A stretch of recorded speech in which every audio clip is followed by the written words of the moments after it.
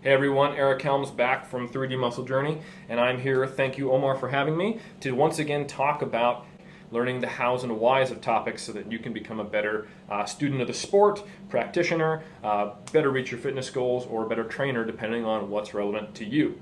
Today we're going to be talking about a much loved topic among my bros and sisses, protein. So step one, let's make sure we get all on the same page. Macronutrients are where we derive our energy. Okay, calories come from macronutrients. There are carbohydrates, there are fats, and there are proteins. Proteins have 4 calories per gram, as well as carbohydrates, and fat has 9 calories per gram. So when you look on the back of your nutrition label and it shows how many grams of carbs, fat, and protein, if you multiply them by 4, 4, and 9, and then add them together, you'll see that's quite close to the total calorie content of the food. Any discrepancy is because of potentially the way your country counts fiber, the types of fiber in the food, and also rounding errors, and potentially just a mislabeling. Okay? So, protein's where we get energy.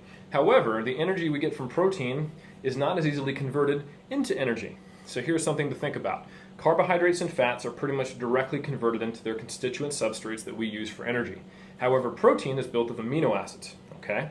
Now, some amino acids can be directly metabolized, some directly metabolized in muscle. A group that you guys are probably familiar with or have heard before is the branched chain amino acids, but there are others. And the other amino acids have to be converted in the liver to other substrates. So essentially, it's an energy inefficient process of turning protein into energy.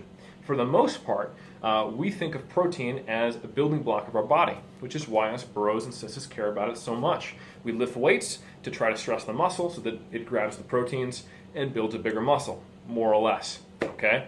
So, this is another reason why it's not appropriate to set protein as a percentage of your calories, but rather in relation to your body weight. So people typically talk about protein in relation to body weight, such as grams per kilogram, grams per pound, or grams per pound of lean body mass, or grams per kilogram of lean body mass. And if I say grams per pound or grams per kg, I mean grams per pound or grams per kg of total body weight. And if I say lean body mass, I mean lean body mass. So no one asked me that. All right, getting back to it. Protein primarily used for build and repair. It can be used for energy, but it's an energy inefficient process. One way to measure this is what's called the thermic effect of food. So when you have a very protein-rich meal, mostly protein, roughly 30% of that is actually the energy it provides is burned off in the process of turning it into energy, compared to fat, which is almost no energy. There's almost no thermic effect of food of a fat-based food, and carbohydrate is somewhere in between that negligible versus 30%. So protein is essentially the most energy inefficient macronutrient we can eat, okay? Which has some interesting implications that we'll get back to as we continue through this process. So now we know what protein does, why it should be related to body mass, that it provides energy. Okay, we want to be eating a lot of it, right? More protein we eat, the more we have to build. Remember though, you can't just simply eat more and more and more and more protein and get bigger and bigger and bigger at a linear rate, because protein is not what causes muscle to adapt. Your training is what causes muscle to adapt, and then you use that protein. So of course there's a limit to how much benefit you can get from eating protein. Eating way too high of protein forces your carbohydrates or your fat low, right? To compensate for calories. But if you don't drop your carbohydrates and fat low and you just increase everything, then you just get sloppy. Or do you? We'll talk about that later. But how much should you take in? Well, if you talk to Captain Brocephus bench a lot, and your gym, the big jack dude who is the biggest guy and benches the most, he might tell you something really high, like 2 grams per pound. However, if you go then talk to a nutrition professor, they would tell you the RDA, or maybe if they're a sports nutrition specialist, somewhere around twice the RDA is kind of a cap. The RDA, or the recommended daily allowance, at least in the United States, is 0.8 grams per kg. So why is there such a huge discrepancy? Well, in essence, Captain Brocephus and your nutrition professor are answering 2 different questions.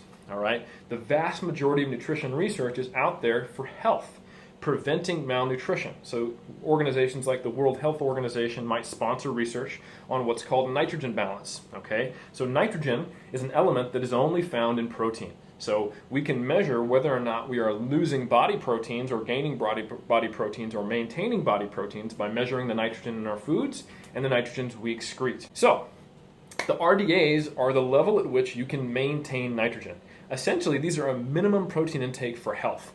A very different answer to the question that you're asking than what Captain Brocephus would tell you. He's trying to tell you what he thinks is the most protein you should eat to get the maximum benefit from your training. Now, before we really dive into what's an appropriate intake, let's talk about safety. This is something people are often concerned about. So, first off, there's been suggested that metabolic health could be affected by protein, that you're overstressing maybe your kidneys, maybe your liver, and now we've got a fair bit of research on actually some pretty high protein intakes that would suggest that this is not the case. So here, as you can tell, what I'm putting up are multiple studies on intakes around 2 grams per pound, and the lowest one I'm showing here is around 1.5 grams per pound. And some right around 1 gram per pound, and all of them showing that the metabolic panels are right within normal ranges, okay? And research is still happening on this, and I believe Jose Antonio has said he's going to be publishing a study pretty soon on a year-long study, people taking in around 1.5 to 2 grams per pound of protein, and there are no issues, okay? And this is healthy people. Of course, if you have issues with renal function, if you only got one kidney, for example, it is not a good idea to eat a very high-protein diet. But if you are a healthy training adult, there is nothing to fear about a high-protein diet, okay? So with that myth gotten out of the way, let's move forward and talk about what is an appropriate intake. Well, we'll take the Wayback Machine to around 2012, 2013 when I was doing my second master's degree here in New Zealand, and I was studying protein intakes in dieting resistance-trained athletes who were getting leaner. Now, I proposed the hypothesis in a systematic review that got accepted in 2013 that it makes sense for lean dieting resistance-trained athletes like a bodybuilder who's dieting for a competition or a powerlifter cutting for a weight class to eat a higher protein intake. Reason being is that when we start dieting, protein breakdown goes up. This is because we have less total calories, so we have to get more energy from somewhere, okay? As you get leaner and as your body fat stores go down, your protein utilization as fuel, as energy, increases, as does when your glycogen levels go down or your stored carbohydrates. So as you decrease your body fat, as you decrease your energy stores, as intramuscular triglycerides, and as muscle glycogen levels drop, protein utilization goes up, okay? In addition, you're probably doing more activity. And the higher activity levels, the higher your protein requirements just to meet that nitrogen balance level. So if you're doing cardio, you're doing weight training, you're leaner, and you have lower levels of glycogen, all of those are going to increase protein breakdown. So my hypothesis was, hey, maybe we should increase protein to offset that. However, other interesting things happen when you diet. Your protein synthesis rate gets more efficient, so you get a better response per dose of protein. Now, why would that happen? Because you need more. Right? So the whole reason the body gets more efficient with something is because it needs more of it. Protein breakdown levels are going up. It's kind of a safeguard, right? So it's an indication of your body guarding against muscle mass loss. And typically this is a losing battle. When you look at dieting studies on athletes over long periods, especially when they're trying to go from lean to leaner or average to lean, more often than not, there is muscle mass losses. So of course we know that this increase in protein synthesis efficiency doesn't make up for that shortfall. Or people would just be getting bigger as they diet, which doesn't make any sense, right? So my hypothesis was that, we increase the protein, we try to offset this, and maybe this will be beneficial. And then I did a follow-up study, because this is one of those things where we have very little research. In fact, the only research we have, and there's about 3 or 4 studies, including the one I did, that directly answer this question, only compare very low intakes in the range of 0.8 to 1 gram per kg, or just right around, or actually as high as recently 1.2 grams per kg, which is just barely above the RDA, to high intakes in the range of, say, 1.6, which is more of a moderate intake, 1.6 grams per kg, to as high as about 2.3, 2.4 grams per kg, which is just over 1 gram per pound of protein. So it's not surprising that just over 1 gram per pound is better than 1.2 grams per kg. What I tried to study was that moderate intake of about 1.6 grams per kg, which is typically what a sports nutrition research book would tell you is appropriate for an athlete, and to something around 2.8 grams per kg, or right around 1.3 grams per pound, closer to what a bodybuilder might take in. And while I didn't find a difference in terms of strength or muscle mass in a relatively short period of 2 weeks, there was a greater sense of well-being on the surveys that I took that are typically used in studies to determine whether someone is overtraining. So the athletes on the higher protein group felt better. Maybe in a few months that would have resulted in some kind of change in strength or lean body mass or fat mass. Tough to say. But right now we know that people typically feel better while dieting on a higher protein intake, and we know that high intakes are better than low intakes.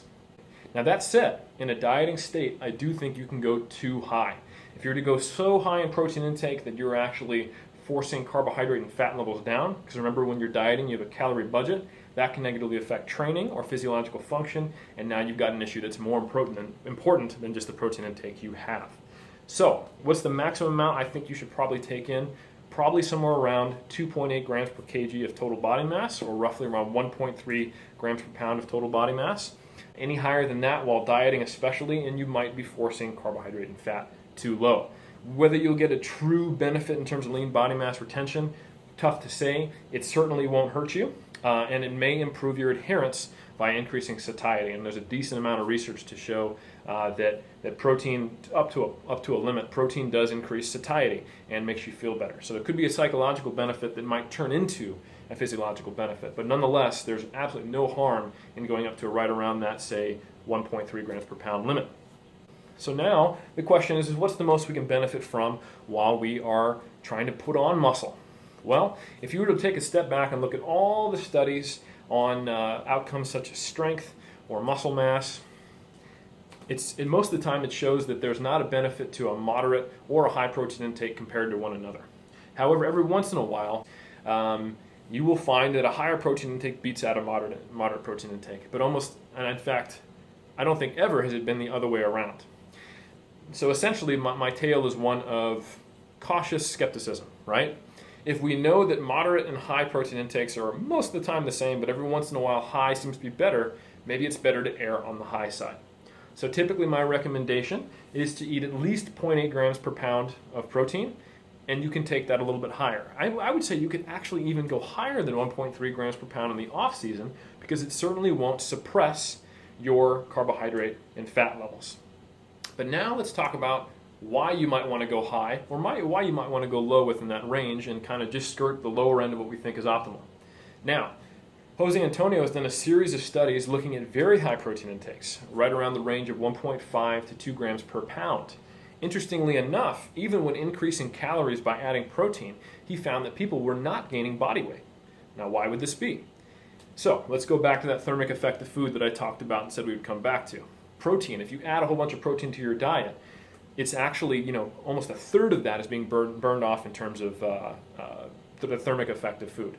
Additionally, as you try to overeat, often, and most people, and there's a lot of individual variability, you'll also get an increase in energy expenditure via non-exercise activity thermogenesis. So meaning you try to eat more, your body's trying to gain weight, or you're trying to gain weight and your body's going, hold on, I don't want you to gain much weight.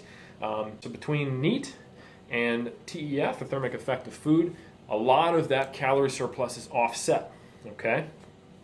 In addition, protein is very satiating, and perhaps less of the meals were totally finished, and just a few extra bites were left on the plate, or there's slight misreporting in terms of the data. It's easier to misreport when you just don't want to eat all your food and you want to remain compliant, for a study. So between satiety, increased NEAT, and increased thermic effect of food, it's actually quite hard to gain weight on a very high protein diet. So you have to ask yourself the question, are you someone who struggles not to get too fat in the off season or your bulking phase, or are you someone who struggles to put on weight in the off season?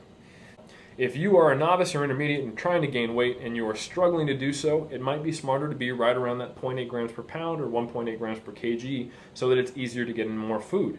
Likewise, if you're someone who struggles not to get too fat while gaining, you might want to actually keep that protein intake even higher than the recommendations I gave at max for dieting. Nothing wrong with going as high as, say, 1.4, 1.5 grams per pound. It certainly is totally fine if you are healthy internally, you have no renal issues, 2 kidneys, everything's good to go. You could do that as a strategy to try to limit your fat gain in the off season. All right, so that about covers it. Hopefully this helps you understand the hows and whys of protein rather than just trying to memorize a number. And best of training luck to everyone, and I'll see you next time.